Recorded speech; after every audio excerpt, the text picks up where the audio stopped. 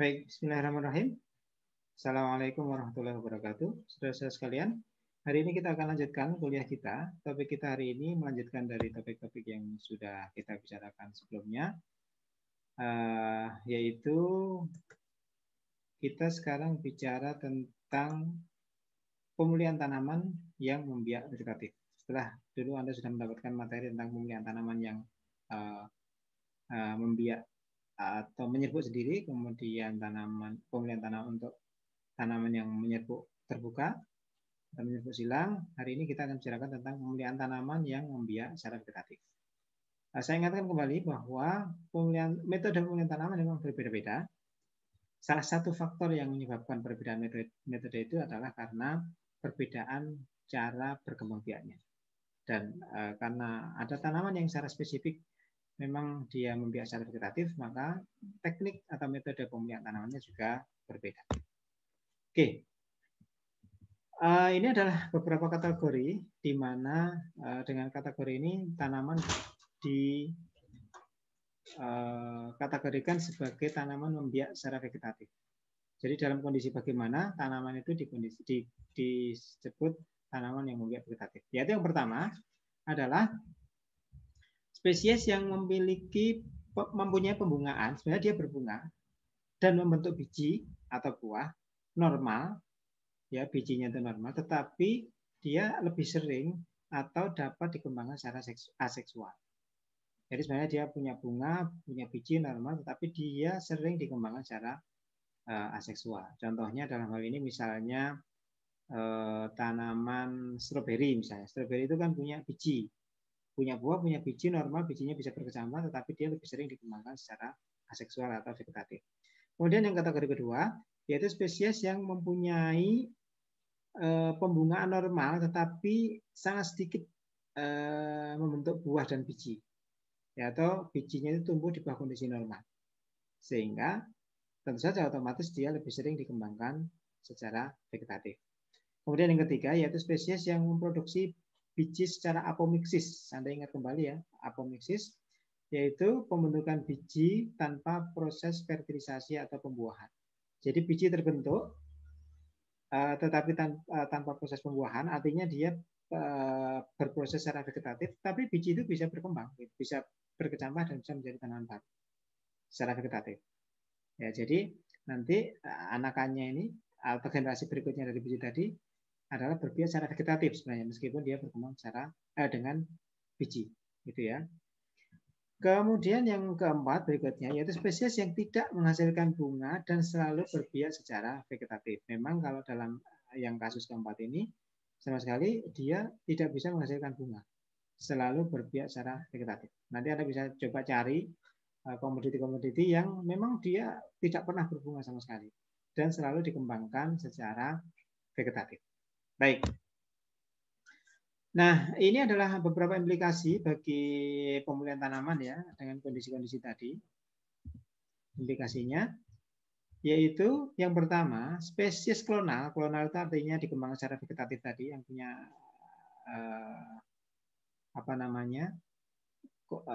komposisi genetik yang sama di masing-masing individunya. Spesies klonal yang dapat melakukan penyerbukan dan menghasilkan biji dapat diperbaiki melalui persilangan. Artinya meskipun dia membiak vegetatif, tetapi pemuliaannya itu tetap bisa dilakukan dengan persilangan, seperti yang sudah kita pelajari sebelum-sebelumnya. Jadi disilangkan dulu, kemudian nanti baru dibiarkan secara vegetatif. Nah, nanti kenapa vegetatif ini nanti kita lihat akan lebih menguntungkan ya, karena komposisi genetik itu ketika kita sudah dapat genotip tertentu yang bagus, itu bisa difiksasi, bisa dipertahankan dari generasi ke generasi tanpa khawatir ada kontaminasi karena dikembangkan secara vegetatif. Kemudian, ini yang kedua tadi ya, sudah saya sebutkan ya, varietas didapatkan lebih cepat karena setelah mendapatkan genotip yang diinginkan, langsung dapat diperbanyak secara klonal.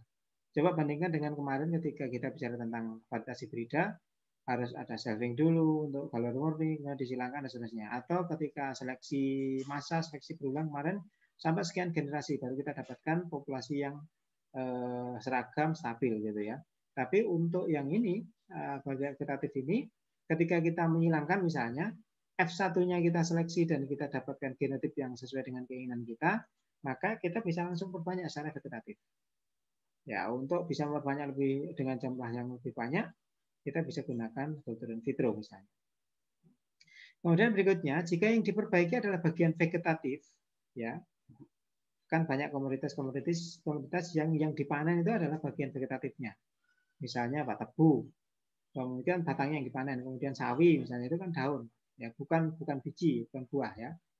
Maka pada komoditas-komoditas seperti itu, fertilitas hasil persilangan itu nggak penting. Jadi varietas yang sudah dihasilkan nantinya itu mau keluar bunga atau enggak masalah gitu, karena yang dipanen toh adalah bagian vegetatif. Kemudian yang berikutnya, varietas dapat diperoleh hanya dari satu pohon induk. Ya, ketika kita sudah punya satu pohon induk saja gitu, maka kita bisa perbanyak secara vegetatif, enggak masalah. Genetiknya akan terfiksasi di situ, sudah akan tetap dari generasi ke generasi. Oke, berikutnya, jika ada heterosis, ingat tadi tentang heterosis di pertemuan sebelumnya kemarin ya, maka sudah akan terfiksasi. Tadi sudah saya sebutkan ya. Di F1 ada heterosis, ya sudah kita bisa pertahankan itu. Lain dengan kalau dikembangkan dengan biji.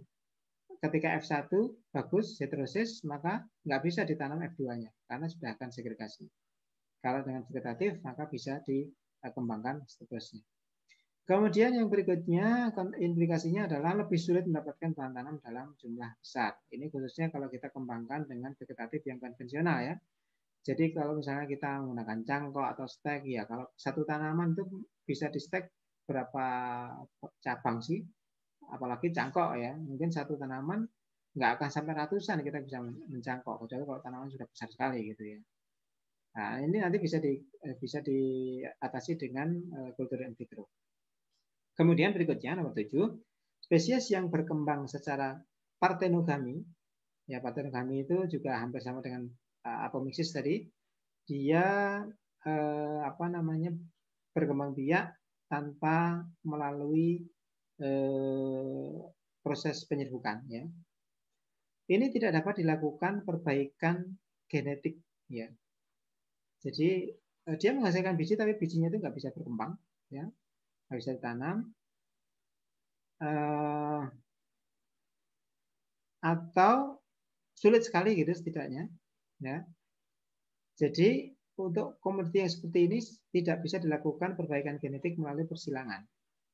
Jadi ya mau nggak mau secara vegetatif. Bagaimana caranya? Ya nanti bisa digunakan misalnya dengan cara mutasi atau yang lain, nanti kita sebutkan di belakang. Kemudian berikutnya, pemulihan pada spesies yang memiliki sifat poliembrioni atau poliembrionik. Poliembrioni itu gini. Jadi ada komoditi-komoditi tertentu yang satu bijinya itu bisa menghasilkan beberapa kecambah, ya, beberapa embrio, yang masing-masing bisa tumbuh jadi tanaman baru. Ya. Contohnya adalah tanaman mangga, tanaman jeruk itu poliembrioni, ada beberapa yang poliembrioni ya.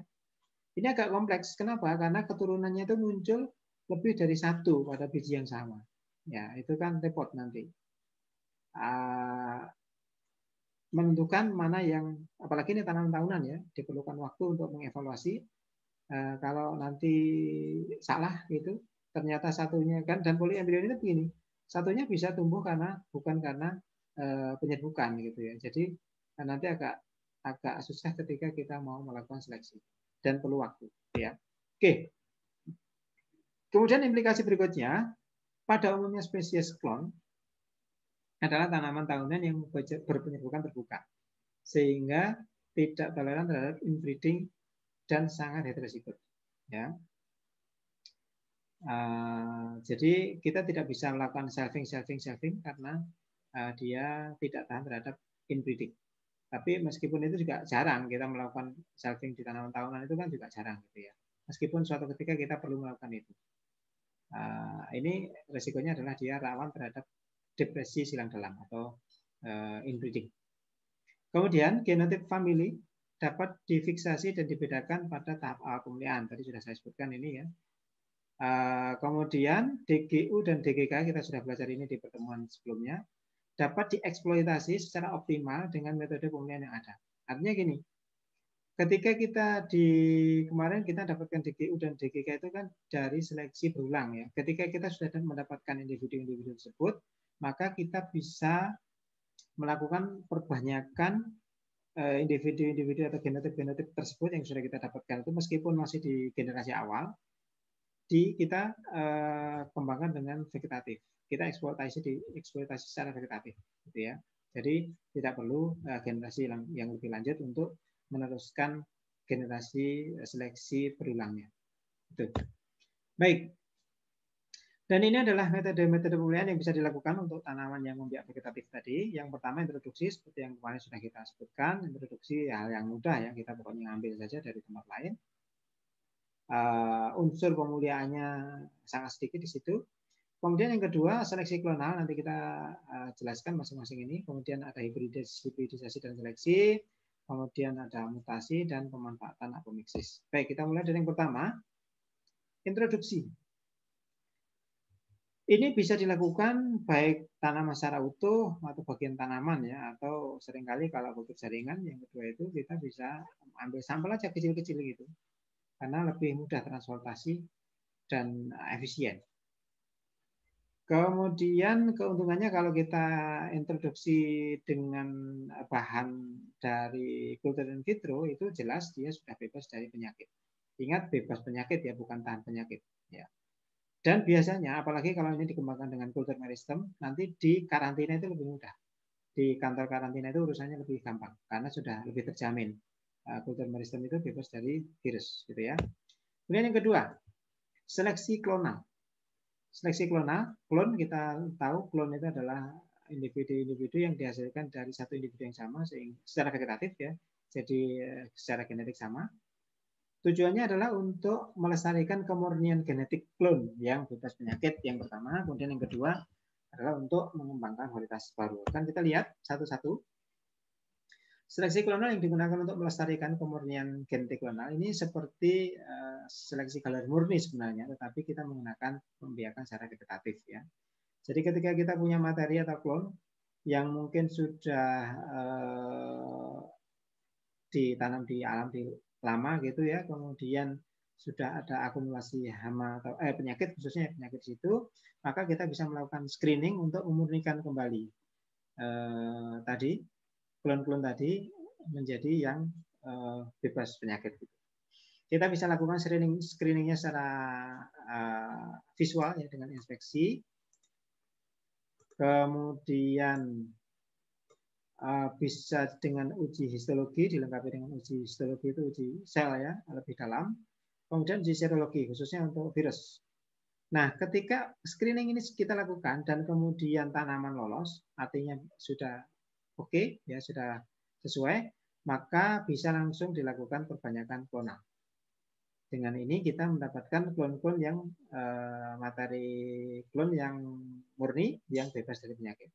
Tetapi kemudian jika tidak lolos, maka kita harus melakukan eliminasi patogen dulu. Nah, eliminasi patogen ini yang paling penting itu sebenarnya adalah dari virus. Kalau dari bakteri lebih mudah dieliminasi, dari jamur juga bisa lebih mudah dieliminasi, tetapi kalau dengan virus itu agak susah.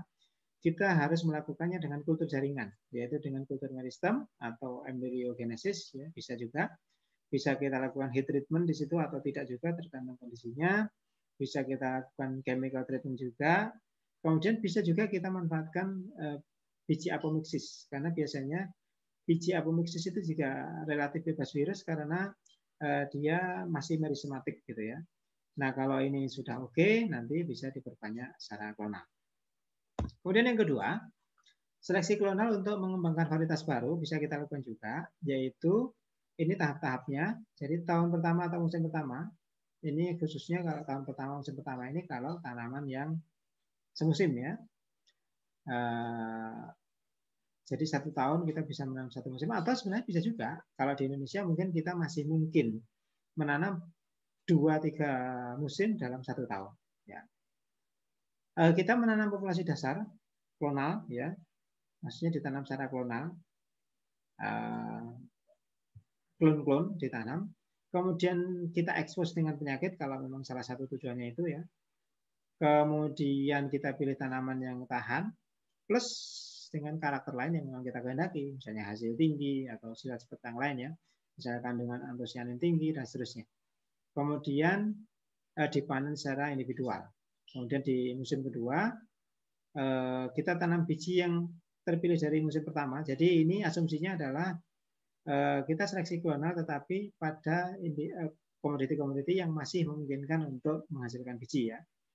Pada musim kedua kita pilih biji-biji dari tanaman terpilih tadi, kita ambil biji-biji dari tanaman terpilih, kemudian ditanam. Kemudian di tahun ketiga atau musim ketiga kita lakukan langsung bisa uji daya hasil, ya uji daya hasil, pendahuluan uji daya hasil. Seperti kalau di tanaman yang membiak secara generatif ini biasanya dilakukan pada sudah generasi ke-7 ke-8 ya. Dan dilakukan seleksi secara klonal. Kemudian berikutnya, tahun berikutnya, tahun ke-4 sampai tahun ke-6, kita bisa melakukan uji daya hasil lanjutan, uji multilokasi atau uji stabilitas, uji adaptabilitas, dan sampai ke pelepasan varietas baru. Oke, itu seleksi klonal. Kemudian yang ketiga, kita juga bisa melakukan hibridisasi dan seleksi. Berarti asumsinya adalah ini untuk komoditi-komoditi yang memang masih bisa menghasilkan biji. Ya. Tahun pertama, tahun musim pertama, kita melakukan persilangan. Tetua-tetua terpilih, kemudian kita panen biji F1-nya.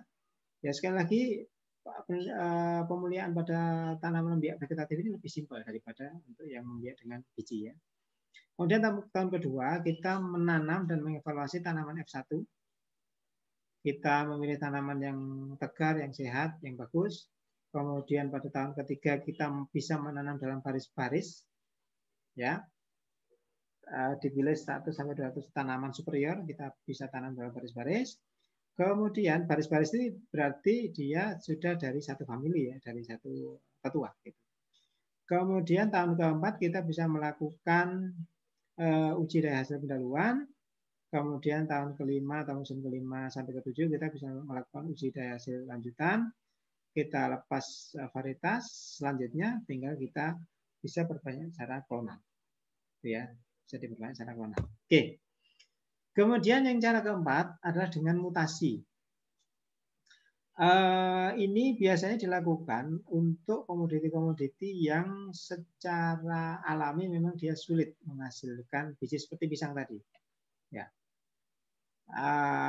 Karena keragaman genetiknya biasanya rendah untuk tanaman-tanaman yang seperti ini, dan kita tidak mungkin melakukan rekombinasi, maka untuk memperluas keragaman genetik kita bisa lakukan dengan mutasi. Sebenarnya bisa juga nanti dengan transformasi genetik ya, tapi nanti kita jelaskan di pertemuan berikutnya.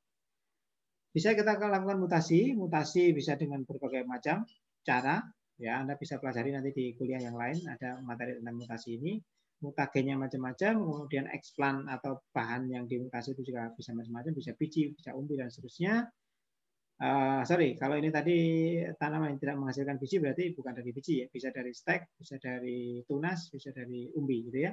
Kemudian kita lakukan seleksi mutan, kita lakukan regenerasi, ya sudah kita berbanyak secara klonal. Tentu saja seleksi ini seperti seleksi yang lain, kita pilih tanaman yang superior.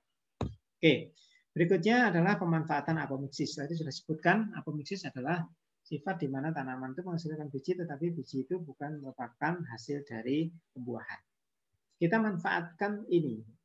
Jadi ini diagramnya. Jadi tanaman betinanya kita gunakan tanaman yang secara seksual itu reproduktif. Tanaman jantannya kita menggunakan tanaman yang dia punya sifat apomiksis. Kita silangkan. Nanti di generasi keturunannya itu akan didapatkan tanaman yang apomiksis, ada juga yang secara seksual reproduktif, gitu ya. Nah, ini tujuannya sebenarnya, ini sudah bagus, tinggal dimasuki sifat apomiksis, maksudnya begitu. Jadi ketika ini nanti kita seleksi dan bagus, gitu, karena membawa sifatnya ini, maka kita sudah tidak khawatir lagi bahwa pada generasi ini nanti akan pecah sifatnya karena nanti diturunkan atau dikembangkan dengan vegetatif dengan biji-biji apomiktif. Nah, jadi dikembangkan dengan biji tetapi apomiktif. Kita sudah bisa merilis kultivar baru. Ya, ini enggak berarti. Yang diteruskan adalah yang sebelah kiri. Oke, itu kita bisa manfaatkan sifat apomiksis. Ini jarang dilakukan karena memang komoditi-komoditi yang mempunyai sifat apomiksis itu juga relatif sedikit. Oke. Selanjutnya adalah apa keuntungan-keuntungan pemulihan tanaman yang membiak secara vegetatif. Tadi beberapa pasti juga sudah kita singgung ya. Yang pertama, sterilitas bunga tidak terlalu menjadi masalah gitu ya. Kemudian tanaman klonal itu homogen sehingga bisa diproduksi untuk komersial, terjamin keseragamannya ya dalam jumlah yang massal gitu. Kemudian perbanyakan secara in vitro bisa digunakan untuk perbanyakan cepat dan massal juga. Kemudian heterozigositas dan heterosis itu terfiksasi dalam klon dan bisa dicapai dalam tahap awal tadi. Tetapi tentu saja ada juga kerugiannya pemulihan tanaman biak vegetatif atau varietas-varietas yang membiak vegetatif ini ya. Yaitu yang pertama adalah bahan tanam itu pasti sangat makan tempat karena vegetatif. Kita bisa menyimpan stek atau menyimpan tadi hasil cangkok gitu ya. Atau kalau dengan kultur jaringan juga pasti lebih makan tempat dibandingkan dengan biji. Kita harus menyimpan botol-botol dan seterusnya. Ya, meskipun itu juga sudah relatif menguntungkan gitu.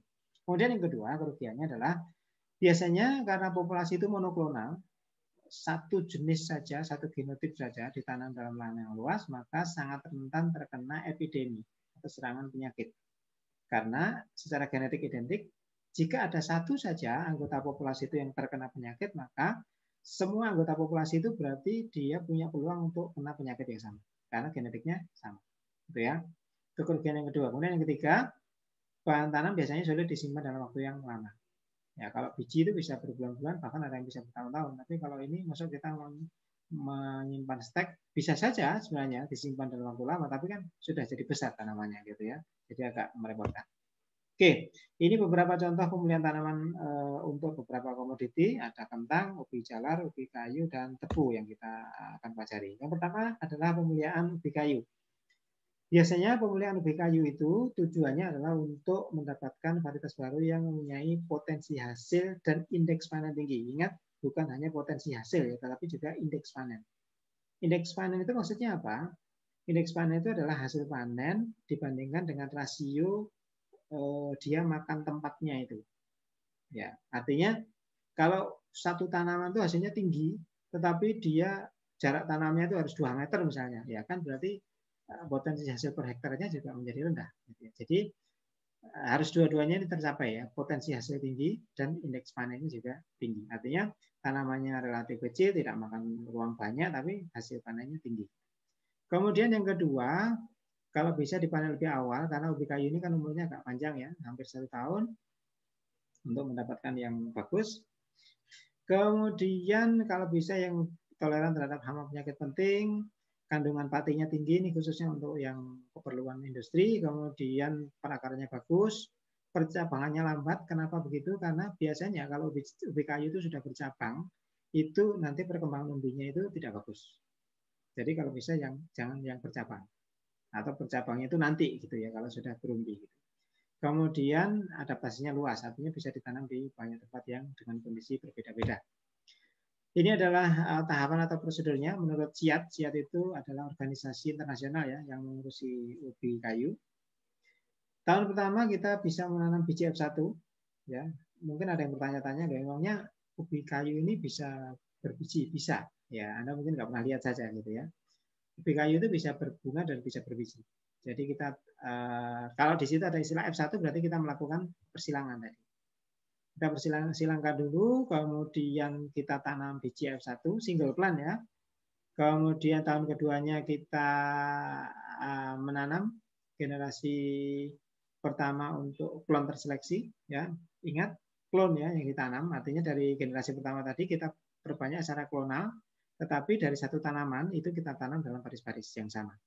Kemudian tahun ketiga kita pengamatan sifat single plot. Artinya apa? Artinya kita sudah bertambah banyak tadi individunya yang kita seleksi dalam plot luasan tertentu.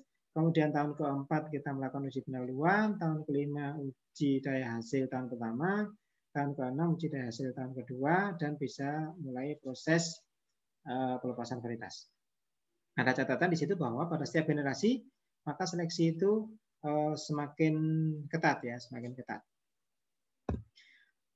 Kemudian yang kedua, pemuliaan ubi jalar.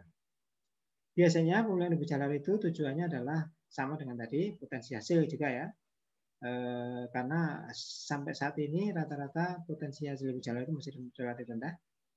Kemudian ketahanan terhadap hama, khususnya hama boleng ya, Silas formicalius, itu hama serius. Sebenarnya hama gudang dia, tetapi sebenarnya hamanya itu terbawa dari lahan. Gitu.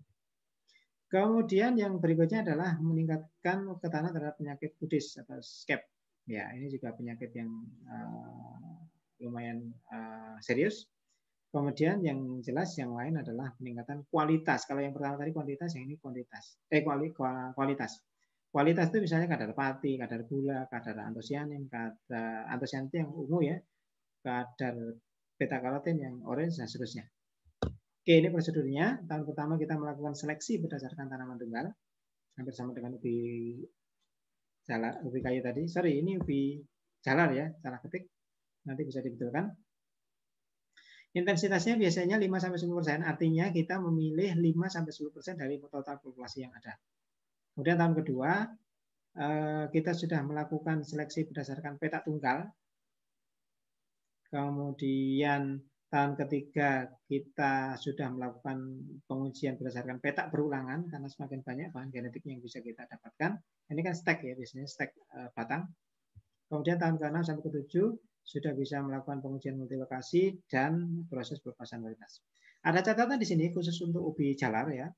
Itu adalah bahwa individu-individu terpilih itu harus memenuhi kriteria, yaitu yang pertama hasil umbi yang dipasarkan, yang bisa dipasarkan maksudnya, yaitu adalah yang di atas 800 gram per tanaman.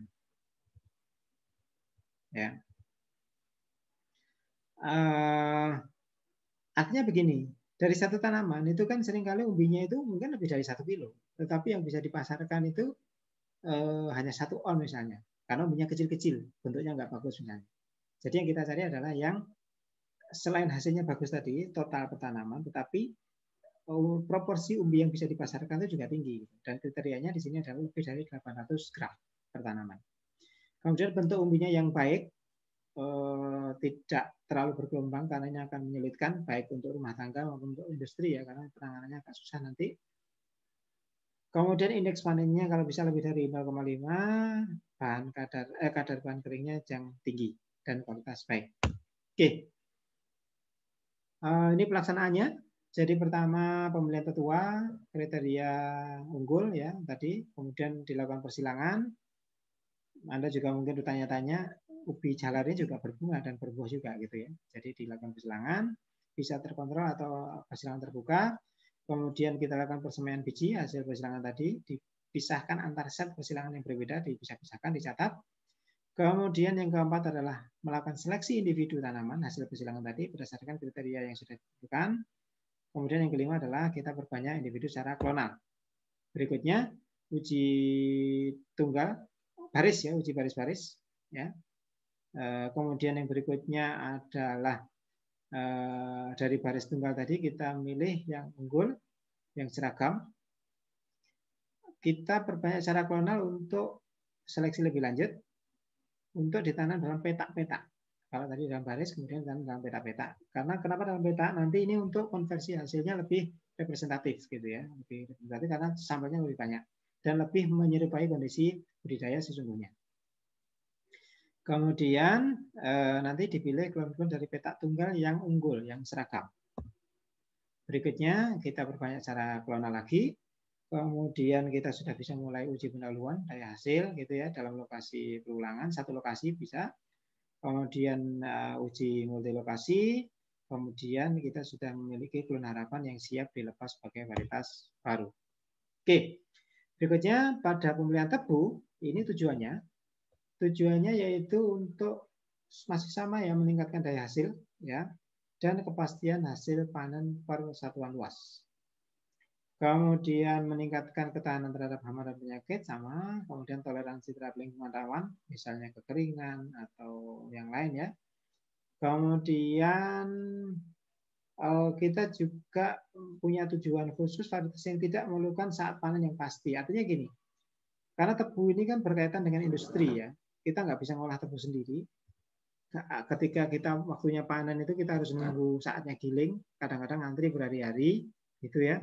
Jadi bisa saja nanti harus menunggu sebelum tiba giliran untuk digiling. Sehingga kalau kita punya varietas yang bisa toleran terhadap itu, artinya bisa dipanen umur 9 bulan, atau 9 bulan setengah, atau 10 bulan, itu tidak terlalu mempengaruhi hasil, maka itu yang lebih bagus. Itu maksudnya. Tapi kalau misalnya dia hanya bisa dipanen 9 bulan, kalau lebih dari setengah bulan dia sudah drastis turunnya, itu yang kurang bagus. Karena boleh jadi kita harus menunggu sampai saat tiba di giling gitu ya. Oke, kemudian varietas dengan sifat khusus untuk daerah-daerah yang tertentu barangkali ada spesifik lokasi ya, bisa dikembangkan. Nah, ini permasalahan yang dihadapi di tebu, yaitu kecilnya atau sedikitnya penangkaran bibit dari satu generasi ke generasi. Jarang sekali dilakukan ini penangkaran bibit karena biasanya orang menanam dengan retun. Retun itu dikepras ya, kepras tumbuh lagi, kepras tumbuh lagi. Dan orang sering melakukan itu berulang-ulang, padahal sebenarnya tidak boleh terlalu banyak gitu ya. Paling 5 kali sudah maksimal itu. Kemudian biasanya sifat-sifat penting yang bernilai komersial itu dikendalikan oleh banyak gen, ya, sehingga interaksi genetik dan lingkungannya tinggi,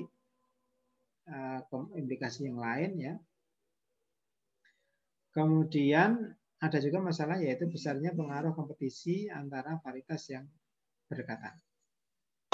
Oke. Dan ini adalah prinsip dari pemilihan tebu. Yang pertama kita harus menggunakan jumlah semu yang besar. Karena ini vegetatif, keragamannya itu relatif rendah. Sehingga kita harus membuat pemilihan ini dengan materi genetik yang sangat banyak. Jumlah individu maksudnya, yang banyak. Sehingga kita bisa mendapatkan peluang mendapatkan varietas yang bagus nanti, yang bisa terpilih. Kemudian kita juga harus melakukan pengujian di berbagai tempat yang ekologisnya berbeda. Kita bisa juga harus memanfaatkan data keprasan ya, untuk seleksi. Keprasan itu maksudnya tadi retun tadi ya.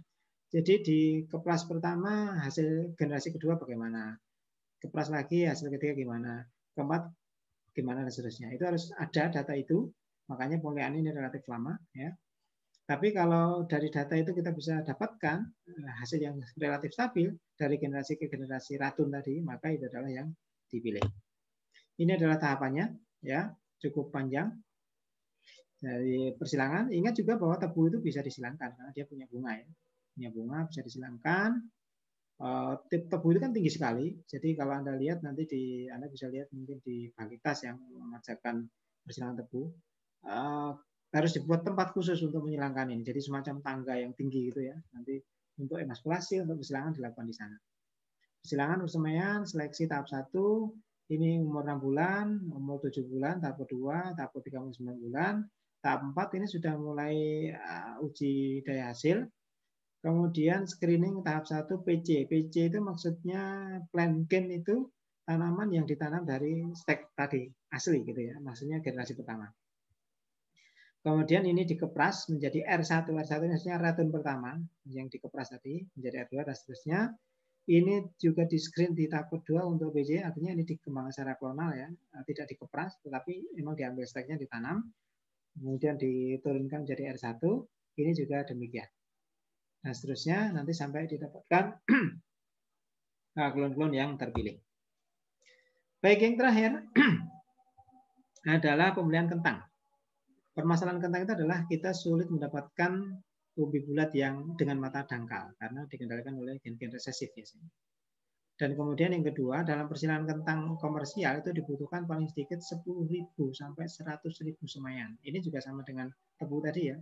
Karena biasanya dikembangkan secara vegetatif, maka kita harus punya individu yang banyak untuk bisa disilangkan. Karena kalau enggak nanti keragamannya kurang. Gitu. Kalau untuk persilangan kentang komersial dengan kentang lain ini dibutuhkan paling enggak 100.000 semaian. Ya. Untuk mendapatkan varietas baru yang unggul. Kemudian berikutnya dalam melakukan seleksi untuk produksi dan kualitas tidak dapat dilakukan saat umbinya masih kecil. Jadi kita mau nggak mau ya kalau karena yang diseleksi itu kan umbi ya, maka kita harus menunggu sampai umbi sampai dewasa sampai bisa dipanen baru bisa diseleksi. Artinya apa? Artinya kita membutuhkan waktu yang lebih lama. Oke, ini adalah prosedurnya. Ya, ada persilangan dulu. Persilangan, kemudian biji-bijinya kita tanam. Kita melakukan seleksi pada tahun ketiga ya. Ini yang generasi kedua, pertama persilangan tadi di pot, kemudian yang ini sudah di fill. Ini contoh ya, kalau yang hitam itu berarti yang selanjutnya nggak terpilih, yang hijau itu masih terpilih lanjut gitu. Ini terpilih hijau ke sana berhenti ya sudah. Ini terpilih hijau, terpilih lagi, tapi ternyata nggak terpilih lagi. Nah ternyata yang terpilih ini dari sini tanaman ini terpilih, di ini juga terpilih. Seleksi klon tahun keempat itu ya, di tahun kelima juga masih terpilih, tahun ke-6 terpilih, tahun ke-7 terpilih, dan bisa didapatkan varietas baru pada generasi ke-7. Ya, ingat ini sebuah catatan bahwa pada pemulihan kentang ini dari generasi ke generasi itu jumlah genotipnya pasti akan semakin sedikit ya, yang terpilih kan semakin sedikit. Tetapi harus kita ingat bahwa jumlah individu harus semakin banyak. Karena nanti mau kita kembangkan untuk pengujian yang lebih luas.